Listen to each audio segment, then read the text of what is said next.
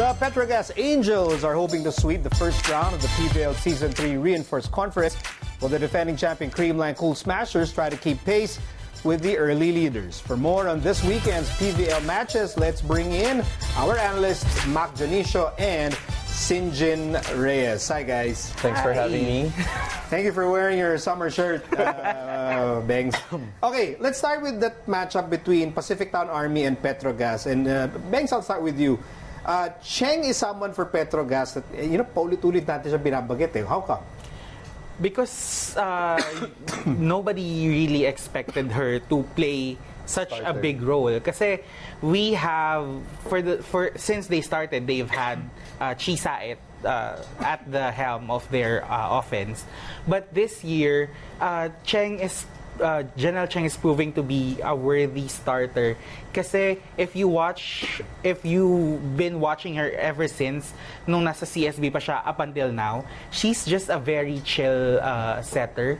Na tipong even if the reception is not perfect, pag dumaan sa kamay niya yung bola, parang ang gaan-gaan niya na, ang sarap ng hampasin. And that's exactly the type of setter na kailangan ng PetroGazz. Kasi nga, they don't have that perfect reception. They've improved with the help of their imports, but still they need someone who can pace everything for them. I'll have to agree with Bangs because etong si Janelle Cheng, sinabi naman niya last game the pressure is on them because lahat ng spikers niya kayang pumalo, kayang pumuntos. So sabi nga niya, ang point lang is iangat niya yung bola na maayos at magkakape na lang daw silang lahat. I like that visual metaphor. For PacificTown Army, you feel, Synjin, somebody here has to step up in a big way. Who is that player? For me, it's Ate Jovelyn Gonzaga. Probably because in their last match, we didn't feel her presence as much. We know she's coming back from her injury. This is her debut after her long-term injury on the knee. Pero syempre, yung kilala nating Jovelyn Gonzaga, yung napanood natin nung first day sa PVL, yung napanood natin na kayang pumalo, kayang makipagsabayan sa mga bata. And in this matchup, we saw some problems with her. Nilabas siya ni Coach Kung Fu, pinalitan. But I think it's just waking up on the wrong side of the bed for that day for Jovelyn. And it's gonna be a challenging day. Of Kasi course. As an opposite spiker, ikaw ang bantay niya nila Salas and ni Johnson. Exactly. At and kailangan siya ng kapanan niya. Yes, sa'yo yung middle blocker kasi, sir, bumabase lang sa pwesto ng opposite sa pagbablock eh. So, sa kanya nakasalalay kung madedepensahan nila yung dalawa. Let's go to that matchup between Creamline and Motolite. And Bengs, Michelle Gumabo for you is, it's really a luxury that you have like a Gumabo as added, quote-unquote, added firepower. Yes, at the moment, she's doing what she does best, which is being a leader inside the court, being a fire, she ignites everyone inside the court.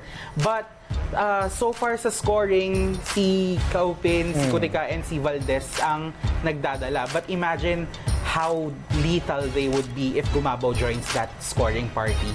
And I think she will. Within the season, she will get her groove, and when she does, it's gonna be a different ball game for the Creamline Cool Smash. To add to that, kaabang-abang din syempre, nakita natin last Wednesday, Coach Tai was present in the arena. So the question is, will he be with the Cool Smashers on this game? So of course, yung adjustments ni Coach Tai, kilalang-kilala niya yung mga players niya, and Gumabo is part of that rotation of Coach Tai Bundit. So definitely a vital cog in the offense and defense of the Cool Smashers. Now, what's vital for Motolite? This Motolite team really, really wants to get on a winning track, and setting is going to be very vital for them. I got to cover the game last Wednesday, and what I think was not naman missing, and I don't want to put all the pressure on the setter, it's just that Motolite has good defense with Tang Ponce. Now, it's really the decision-making that will be crucial with the Motolite team. Kailangan nila makalansi ng blockers. Kasi kung hindi sila makalansi ng blockers, mahihirapan sila. They really have to activate their middles.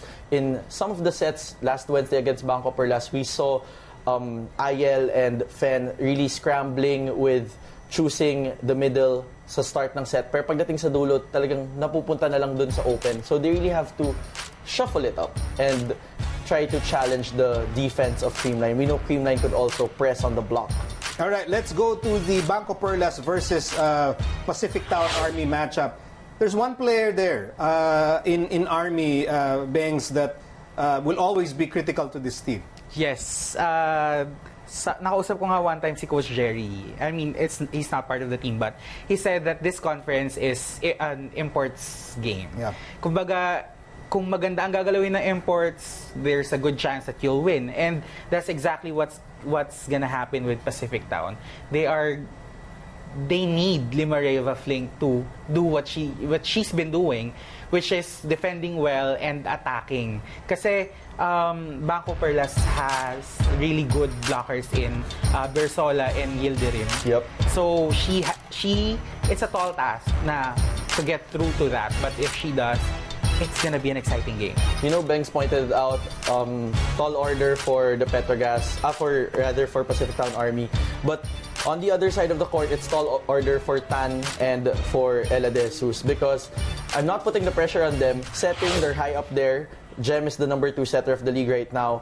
Spiking, they're really strong, they're really lethal. Blocking, no questions, number 1 blocking team. But the floor defense has to step up, because if they don't have a good first ball, which we saw in the Creamline game, doon nahihirapan yung Banko. Motolite versus BaliPure. Naghahanap ka ng killer instinct dito sa Motolite, Bengs. Is that right? Kasi, sir, if you've watched their previous games, you'd see we all know, even before the season started, we all know they have the skills, they have the manpower, though they are a bit undermanned at the moment. But they still have people in there who can score and who can finish games. But at the moment, ang kulang lang, kasi nakikita mo dumidikit naman eh. Ang kulang lang talaga is killer instinct na tipong pag nandun na, bigla silang bibitaw, maiiwan pa bigla. Parang, so, yun yung nawawala. If they get that breakthrough win, I think it's gonna be an interesting season pa rin for them. On the other side of the court, it's the same level of support that we're looking for. We know Vaidova for BaliPure and Jakovic and Bombita will perform on the wings. But syempre, the middle has to be activated. In their last game, Satayani Espiritu did an okay job, but syempre, yung dating NCAA MVP na si Sandy De Los Santos, ina-expect din natin mag-step up because we know her capabilities and we haven't seen it yet for the BaliPure Pure Water defenders. Dionisio and Synjin Reyes, thanks guys for really preparing us for the weekend matches in the PVL. Thanks, guys. Watch it live. It's going to be exciting. Now, before we go, Philippine women's basketball team member Tina Deacon is one of the female ambassadors of the Nike Hypercourt. And in this feature, Tina talks about how she honed her skills playing pickup ball against the boys. Basketball in my province wasn't really that big. Simple lang na basketball, not like here in Manila na super competitive. So when I tried out for Ateneo, nagulat ako how girls can really play, like same as guys. During my first year in college, it was such a struggle for me to keep up with everyone. Everything was like super awkward. You could see it in my teammates' face na parang they don't want me in their team. Pero I just tried to learn the sport. I'd wake up super early, 5 a.m. Around 5:30, me and my coach, parang mag-extra work kami. Sa extra work na lang naiiyak na ako kasi grabe yung pressure. Maya Moore was an inspiration for me. When you see that girl, parang mas namomotivate ka na parang you're capable of doing something na parang you're scared of doing. Nung nag-start na ako matuto, na-enjoy ko na medyo nakukuha ko yung moves. Pag umuwi ako, walang girls na makakalaro. So parang, I end up playing with guys. Sometimes nga, dadayo kami sa barangay para makipagpustahan. Nung una, laro-laro lang sila. Parang akala, nadali lang. Eh, tinatambakan na sila. So to the point na dinadaya na nila kami just to win. Tumapang kami, like mentally, physically, ganyan. Kasi papakita mo sa mga lalaki na parang kaya mo din. Laruin yung game nila na parang basketball is not just for them. There's a higher advantage if you have the skills. So I can use the Nike Hypercourt web app since it has like the drills, the skills that can show me the moves that I can use in a real game. Kahit ako lang mag-isa, pero I have like a coach that can help me.